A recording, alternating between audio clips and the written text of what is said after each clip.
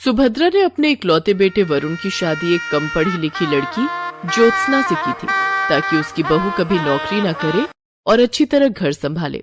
सब कुछ सुभद्रा की सोच के मुताबिक चल रहा था कि अचानक उसके बेटे वरुण की मौत हो गई। अब सुभद्रा अपनी विधवा बहू ज्योत्सना के भविष्य को लेकर चिंतित हो जाती है। ये जानने के लिए देखते हैं विधवा बहू की डोली।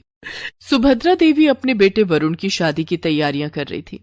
आज वरुण की शादी ज्योत्सना के साथ होने वाली थी। ज्योत्सना 10वीं पास थी, लेकिन घर के कामकाज में निपुण थी। धूमधाम से वरुण की शादी ज्योत्सना के साथ हो जाती है। ससुराल आते ही उसने घर और परिवार की पूरी जिम्मेदारी उठा ली। माँ बाबूजी, आप दोनों के लिए अदरक वाली चाय लाई हूँ। लाओ बहू, अदरक वाली चाय तो मुझे बहुत पसंद है। तुमने आते ही हम लोगों की पसंद और नापसंद का ख्याल रखना शुरू कर दिया। जी, इन्होंने मुझे सब बता दिया है कि आपको और माँ जी को क्या पसंद है और क्या नहीं। आप लोग चाय पीजिए, मैं नाश्ते की तैयारी करती हूँ। ठीक हूँ बहू। ज्योत्सना वहां से चली जाती है। उसके जाने के बाद वरुण की माँ, क्यों ना हम भी अपने घर में एक काम वाली रख लें। ज्योत्सना की मदद कर दिया करेगी। ज्योत्सना की अभी नई नई शादी हुई है, उसकी उम्र भी बहुत कम है। अभी उसके सिर पर जिम्मेदारियों का बोझ डालना ठीक नहीं है। उसकी कोई जरूरत नहीं है। हमारे घर में ज्यादा काम भी नहीं है। अभी से काम करने की आदत डालेगी तभी तो आगे चलकर सब कुछ संभाल पाएगी। जैसी तुम्हारी मर्जी। ज्योत्सना घर के सारे काम करती। सुबह उठकर सास और ससुर को उनकी दवाइयां, चाय देने से लेकर नाश्ता, खाना बनाना, कपड़े धोना, सारे काम वो अकेली ही किया करती। वरुण भी हर छोटे मोटे काम के लिए ज्योत्सना को ही पुकारा करता। ज्योत्सना, कहाँ हो तुम? मेरी पीली वाली शर्ट प्रेस नहीं है यार, मुझे आज वही पहनकर ऑफिस जाना है। आपके लिए लंच पैक कर रही हूँ, 2 मिनट में आई। ज्योत्सना भागकर झटपट वरुण की शर्ट पर प्रेस करने लगी। धीरे धीरे समय गुजर रहा था। सब ठीक ठाक चल रहा था कि एक दिन, माँ, बाबूजी, कल मुझे ऑफिस के काम से चंडीगढ़ जाना है। 6 महीने वहीं रहकर काम करना है। 6 महीने? दरअसल पापा, चंडीगढ़ में हमारे ऑफिस की नई ब्रांच खुली है और मुझे उसका मैनेजर बनाया गया है। तो ज्योत्सना को भी अपने साथ लेता जा। पापा, अभी तो वहां जाकर मुझे खुद के रहने का इंतजाम करना होगा। मैं कुछ दिनों के बाद ज्योत्सना को वहां बुला लूंगा। माँ और पिता से बात करके वरुण अपने कमरे में चला गया। ज्योत्सना को चंडीगढ़ जाने की क्या जरूरत है? वो चली गई तो घर कौन संभालेगा? और वहां हमारे वरुण को कौन संभालेगा? सुभद्रा, ज्योत्सना अभी बच्ची है। अभी उसका समय वरुण के साथ हंसने खेलने में गुजरना चाहिए। गृहस्थी का बोझ उठाने के लिए तो सारी जिंदगी पड़ी है। इधर दूसरे दिन वरुण चंडीगढ़ जाने के लिए घर से निकल गया। सबने खुशी खुशी, लेकिन ज्योत्सना ने नम आंखों से वरुण को विदा किया। मेरा दिल बहुत घबरा रहा है। न जाने क्यों आपको कहीं जाने देने का मन नहीं करता। चिंता मत करो ज्योत्सना, वहां पहुंचते ही मैं किराए पर एक कमरा ले लूंगा, फिर तुम्हें बुला लूंगा। वरुण चंडीगढ़ जाने के लिए घर से निकल गया और बस में जाकर बैठ गया। रास्ते में बस का बहुत भयानक एक्सीडेंट हो गया। बस पलट गई और बस में सवार सभी यात्रियों की दर्दनाक मौत हो गई। ये खबर जब वरुण के घर तक पहुंची तो सब शॉक्ड रह गए। वरुण के माता पिता के लिए अपने जवान बेटे को खोना किसी भयंकर पीड़ा से कम नहीं था, लेकिन ज्योत्सना का दुख तो बयां कर पाना भी मुश्किल है। ज्योत्सना अंदर से टूट गई। वो अपने आप को संभाल नहीं पा रही थी। वो बहुत उदास रहने लगी और हर समय वरुण की यादों में खोई रहती। एक दिन, वरुण की माँ, मुझसे ज्योत्सना की हालत देखी नहीं जाती। वो वरुण को खोने के दुख से उबर नहीं पा रही है। वरुण हमारा इकलौता बेटा था, उसे खोने का दुख हमें भी कम नहीं है। सुभद्रा, हमारी उम्र अब हो चली है, लेकिन ज्योत्सना अभी बहुत छोटी है। उसकी उम्र ही क्या है? उसे अपनी जिंदगी जीने और हंसने खेलने का पूरा अधिकार है। आप क्या चाहते हैं? मैं चाहता हूं कि हम ज्योत्सना की दूसरी शादी कर दें, लेकिन उससे पहले मैं उसे पढ़ाना चाहता हूं। ठीक है, एक बार ज्योत्सना से भी इस बारे में बात कर लीजिए। मैं उसे बुला कर लाती हूँ। सुभद्रा देवी ज्योत्सना को बुलाने के लिए उसके कमरे में जाती हैं। वहां उन्होंने देखा कि ज्योत्सना बेहोश होकर जमीन पर गिरी हुई है। सुभद्रा देवी दौड़कर अपने पति पंकज के पास गईं और ज्योत्सना के बारे में बताया। दोनों ने फोन करके डॉक्टर को बुलाया। डॉक्टर ने जब ज्योत्सना का चेकअप किया, आपकी बहू मां बनने वाली है। आप लोगों को इनका बहुत ख्याल रखना होगा। चिंता के कारण बच्चे की सेहत पर बुरा असर पड़ सकता है और बच्चा दिमागी रूप से कमजोर हो सकता है। डॉक्टर की बात सुनकर पंकज और सुभद्रा ने फैसला लिया कि वो ज्योत्सना को आगे पढ़ाएंगे ताकि ज्योत्सना का मन कहीं लगा रहे और वो खुश रह सके। पंकज ने ज्योत्सना का एडमिशन 12वीं कक्षा में करवा दिया। ज्योत्सना अब 12वीं की पढ़ाई करने लगी। सुभद्रा देवी उसके खाने पीने का बहुत ख्याल रखती। धीरे धीरे समय बीतता गया और 9 महीने बाद ज्योत्सना ने एक सुंदर सी बेटी को जन्म दिया। इसके साथ ही वो अपनी पढ़ाई भी करती रही। सुभद्रा देवी और पंकज अपनी पोती अनन्या को पाकर बहुत खुश थे। वे दोनों ज्योत्सना के साथ साथ अनन्या का बहुत ख्याल रखते। ज्योत्सना को लेकर सुभद्रा देवी के मन में भी बहुत बदलाव आ गया था। एक दिन ज्योत्सना रसोई में बर्तन धो रही थी, तभी वहां सुभद्रा देवी आई। ज्योत्सना बहू, ये सब छोड़, तू अनन्या के पास जा, उसके साथ खेलेगी तो तेरा दिल बहलेगा, और साथ साथ अपनी पढ़ाई भी कर। घर का काम मैं कर लूंगी। ज्योत्सना नन्ही और प्यारी बेटी अनन्या को पाकर अब खुश रहने लगी थी। वो अनन्या के साथ ढेर सारा समय गुजारती और बाकी समय में अपनी पढ़ाई करती। धीरे धीरे अनन्या बड़ी हो रही थी और ज्योत्सना भी अब कॉलेज में पहुंच गई थी। एक दिन, ज्योत्सना बहू, मैं चाहता हूं कि तू बीएड की पढ़ाई कर ले। मैं कल ही तेरा एडमिशन करवा दूंगा। ठीक है बाबूजी। पंकज ने ज्योत्सना का एडमिशन बीएड में करवा दिया। अब ज्योत्सना रोज कॉलेज जाने लगी। अनन्या भी 2 साल की हो गई थी। एक दिन, मम्मा, मुझे भी आपके साथ कॉलेज जाना है। अनन्या बेटी, मुझे कॉलेज में पढ़ाई करनी है, तुम घर में दादाजी दादी जी के साथ खेलो। नहीं, मुझे आपके साथ कॉलेज जाना है। इसे अपने साथ ले जा ज्योत्सना, ये सारा दिन तुझे याद करती है और तेरे पास आने की जिद करती है। तेरे साथ कॉलेज जाएगी तो इसका दिल बहल जाएगा। उस दिन ज्योत्सना अनन्या को अपने साथ कॉलेज ले गई। ज्योत्सना की क्लास में सब अनन्या को बहुत प्यार करने लगे। कोई उसे चॉकलेट देता तो कोई उसके साथ खेलता। तभी ज्योत्सना ने देखा कि राजन अनन्या को अपनी गोद में लेकर उसके साथ बातें कर रहा था। राजन ज्योत्सना की क्लास में पढ़ता था। क्या बात है राजन, अनन्या परेशान तो नहीं कर रही है ना? अरे नहीं, बहुत प्यारी बच्ची है। इससे बातें करके मुझे अपना बचपन याद आ गया। तुम इसे रोज अपने साथ लेकर कॉलेज आया करो। अब ज्योत्सना रोज अनन्या को अपने साथ कॉलेज लाने लगी। धीरे धीरे राजन ने अनन्या के साथ गहरी दोस्ती कर ली। अनन्या के कारण राजन और ज्योत्सना में भी गहरी दोस्ती हो गई। दोनों एक दूसरे के करीब आने लगे। एक दिन की बात है, ज्योत्सना और अनन्या दोनों कॉलेज में थे कि तभी बहुत तेज बारिश होने लगी। ओह, अब मैं घर कैसे जाऊंगी? ज्योत्सना के चेहरे पर चिंता की लकीरें देखकर राजन उसके पास आया और बोला, क्या बात है ज्योत्सना, परेशान क्यों? देखो न राजन, बाहर कितनी तेज बारिश हो रही है। मैं अनन्या को लेकर घर कैसे जाऊंगी?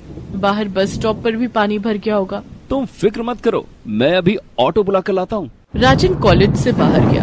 बाहर बहुत तेज बारिश हो रही थी और सड़क पर पानी भरा हुआ था, लेकिन राजन अपनी परवाह न करते हुए बड़ी मुश्किलों से एक ऑटो वाले को बुला कर लाया। चलो ज्योत्सना, अनन्या को लेकर इस ऑटो पर बैठ जाओ, मैं तुम दोनों को घर तक छोड़ देता हूँ। ज्योत्सना, अनन्या और राजन तीनों ऑटो पर बैठ जाते हैं और उस दिन राजन ने दोनों को घर तक छोड़ा। राजन, मेरे घर नहीं आओगे? मैं तुम्हें अपने माजी और बाबूजी से मिलवाऊंगी। हाँ, क्यों नहीं। राजन ज्योत्सना के घर आया। ज्योत्सना ने उसे पंकज और सुभद्रा से मिलवाया और बताया कि कैसे राजन ने तेज बारिश में भी भीगते हुए उसे और अनन्या को सुरक्षित घर तक पहुंचाया। ये तो तुमने बहुत अच्छा किया बेटा, वरना ये दोनों कॉलेज में न जाने कितनी देर बारिश रुकने का इंतजार करती रहती। राजन बेटे, तुम आते रहना और कॉलेज में ज्योत्सना का ख्याल रखना। उस दिन के बाद से राजन अक्सर ज्योत्सना के घर आने लगा और अनन्या के साथ ढेर सारी बातें करता। धीरे धीरे दोनों की पढ़ाई पूरी हो गई और उन्हें सरकारी स्कूल में शिक्षक की नौकरी भी मिल गई। एक दिन, सुभद्रा, क्या ज्योत्सना को अपनी जिंदगी नए सिरे से शुरू नहीं करनी चाहिए?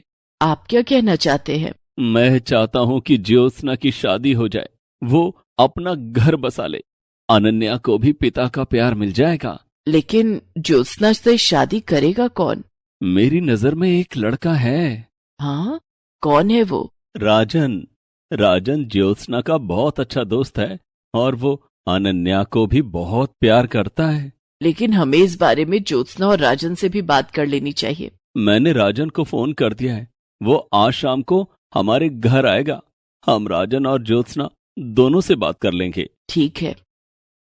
शाम को जब ज्योत्सना स्कूल से लौटी तो उसने देखा कि राजन उसके घर आए हैं और उसके सास ससुर से बातें कर रहा है। अरे राजन, तुम कब आए? अभी भी आया हूँ। दरअसल मुझे अंकल ने बुलाया। ज्योत्सना बहू, मैं तुम दोनों से कुछ बात करना चाहता हूँ।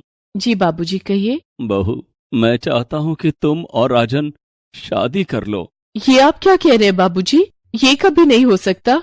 ज्योत्सना बहू, बीती बातों को भूलकर आगे बढ़ना ही जिंदगी है। तेरे सामने अभी पूरी जिंदगी पड़ी है। हमारे बाद तेरा और अनन्या का ख्याल कौन रखेगा? राजन बेटा, ज्योत्सना अब मेरी बहू नहीं, बेटी है। क्या तुम जिंदगी भर इसका ख्याल रखोगे? अंकल, सच कहूं तो मैं ज्योत्सना और अनन्या से बहुत प्यार करने लगा हूं। मैं ज्योत्सना को अनन्या के साथ अपनाने के लिए तैयार हूं और वादा करता हूं कि उन्हें जिंदगी भर खुश रखूंगा। देर किस बात की? हम कल ही तुम्हारे घर आएंगे। तुम्हारे माता पिता से मिलकर शादी की तारीख पक्की कर देंगे। राजन के माता पिता सुभद्रा देवी और पंकज से मिलकर बहुत प्रभावित हुए। दोनों की रजामंदी से राजन और ज्योत्सना की शादी तय हो गई। सुभद्रा देवी और पंकज ने ज्योत्सना की शादी सास ससुर बनकर नहीं, बल्कि माता पिता बनकर की। पंकज ने ज्योत्सना का कन्यादान किया और ज्योत्सना को डोली में बिठाकर ससुराल विदा किया। रजनी को बचपन से ही होली खेलने का बहुत शौक था, लेकिन उसे क्या पता था कि एक दिन उसकी जिंदगी से सारे रंग अचानक गायब हो जाएंगे। क्या हुआ था रजनी के साथ, ये जानने के लिए देखते हैं विधवा बहू की होली। घर में शहनाइयां गूंज रही थी। रजनी की शादी रोहित के साथ होने वाली थी। रजनी और रोहित कॉलेज में एक साथ पढ़ते थे और वहीं दोनों को एक दूसरे से प्यार हो गया। पढ़ाई पूरी होते ही रोहित और रजनी ने अपने अपने परिवार को शादी के लिए मना लिया। सभी रस्मों और रीति रिवाजों के साथ रजनी और रोहित की शादी हो गई। शादी के बाद रजनी अपने ससुराल आ गई। रोहित, कुछ महीनों के बाद होली आने वाली है। माँ ने हमें घर बुलाए है। माँ कह रही थी कि शादी के बाद पहली होली हमें वहीं मनानी है और वहां मेरी सहेलियां भी आएंगी। आपको तो पता है ना कि मुझे होली खेलने का कितना शौक है। हाँ रजनी, मम्मी जी ने हमें घर बुलाया है तो हम दोनों जरूर जाएंगे। आखिर ससुराल में मेरी पहली होली होगी। सालियों के साथ होली खेलने का अलग ही मजा आएगा। इतना कहकर रोहित हंसने लगता है। सब कुछ ठीक ठाक चल रहा था, लेकिन रजनी को क्या पता था कि होली से पहले ही उसकी दुनिया बेरंग होने वाली है। एक दिन रोहित अपने ऑफिस से घर लौट रहा था कि गाड़ी चलाते वक्त उसके सीने में तेज दर्द होने लगा और रोहित के हाथ से गाड़ी का कंट्रोल छूट गया। गाड़ी एक खंभे से जा टकराई। आसपास के लोगों ने रोहित को गाड़ी से निकालकर अस्पताल में भर्ती करवाया, लेकिन आपके पति को मेजर हार्ट अटैक आया था। आई एम सॉरी, हम उन्हें बचा नहीं पाए। डॉक्टर की बात सुनकर रजनी का दिमाग सुन्न हो गया। वो कुछ बोल नहीं पाई, लेकिन उसकी आंखों से बहते आंसू थमने का नाम ही नहीं ले रहे थे। घर में रोना धोना मचा हुआ था। रजनी पर तो दुखों का पहाड़ टूट पड़ा था, लेकिन उसकी सास मालती और ननद प्रीति रोहित की मौत के लिए उसे ही जिम्मेदार मानने लगे। रोहित की मौत के बाद से रजनी के प्रति मालती और प्रीति का व्यवहार बिल्कुल बदल गया। रजनी, ओ रजनी, कहाँ मर गई? जल्दी इधर आ। जी माँ जी, आपने मुझे बुलाया? माँ जी क्या लगा रखा है? तुझे दिखता नहीं कि घर में खाना नहीं बना है? मेरे बेटे को तो खा गई, अब हमें भी भूखा मारेगी क्या? माँ जी, आपके बेटे को मैंने नहीं मारा। अगर वो आपके बेटे थे तो मेरे भी पति थे। देखा माँ, भाभी की जबान कैसे कैंची की तरह चलती है। इन्हें तो भैया की मौत का जरा भी दुख नहीं है। रजनी के ससुर गजेंद्र मालती और प्रीति की बातें सुन रहे थे। रजनी के प्रति उनका बदला हुआ व्यवहार उन्हें परेशान कर रहा था। प्रीति, तुम्हें अपनी भाभी के बारे में ऐसी बातें नहीं बोलनी चाहिए। आहा, बेटी की गलती दिख गई आपको, लेकिन बहू ने मेरे साथ कैसे बदतमीजी से बात की वो नहीं दिखाई पड़ा आपको?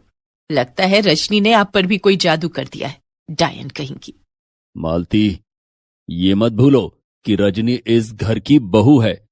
रोहित की मौत का दुख जितना हमें है उतना ही उसे भी।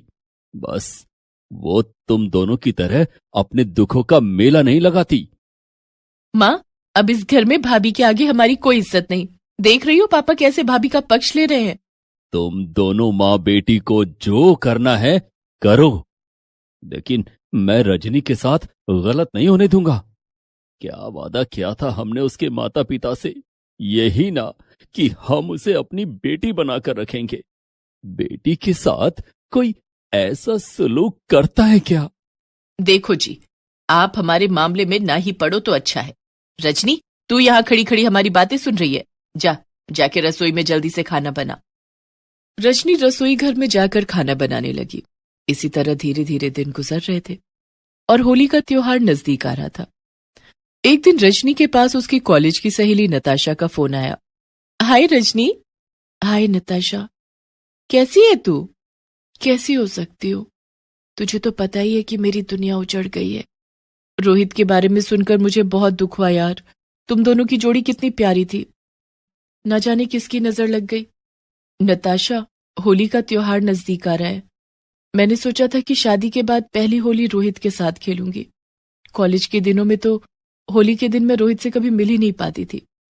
I know, I am very sorry for you, लेकिन अब कर भी क्या सकते हैं, भगवान को शायद यही मंजूर था। रजनी नताशा से फोन पर बात कर ही रही थी कि प्रीति चुपके से उसकी बातें सुनने लगती है और घर में आग लगाने की नई योजना बनाने लगती है।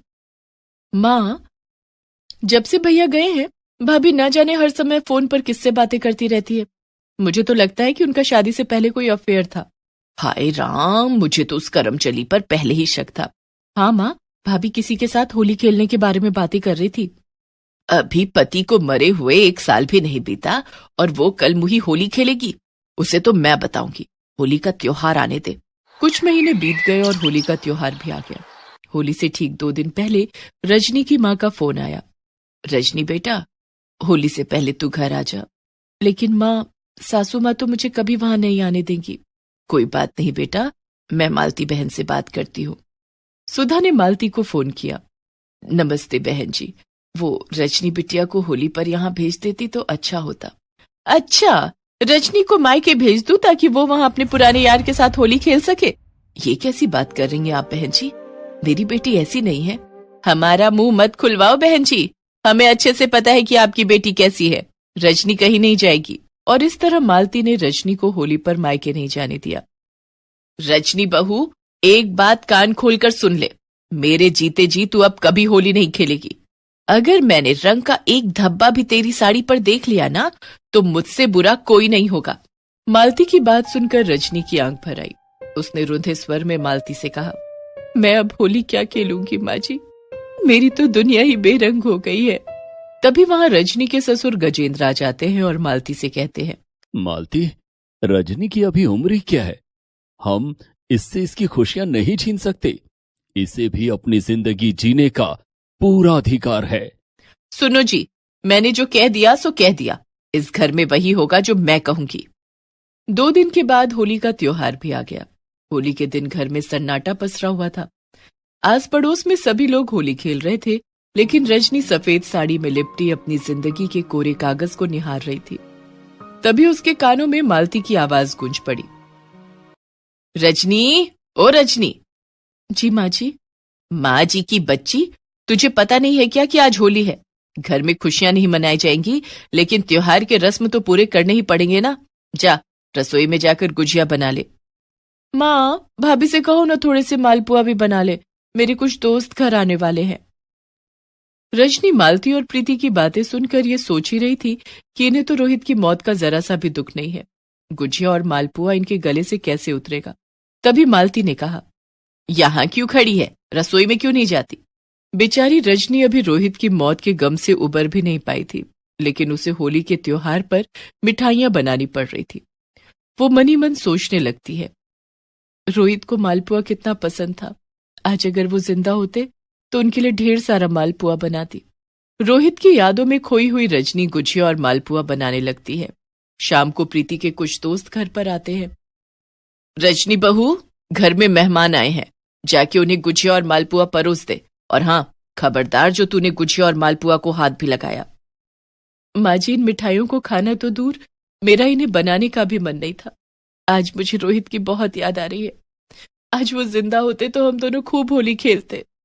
ठीक है, ज्यादा इमोशनल ड्रामा करने की जरूरत नहीं है। जाके मेहमानों को चाय और नाश्ता दे।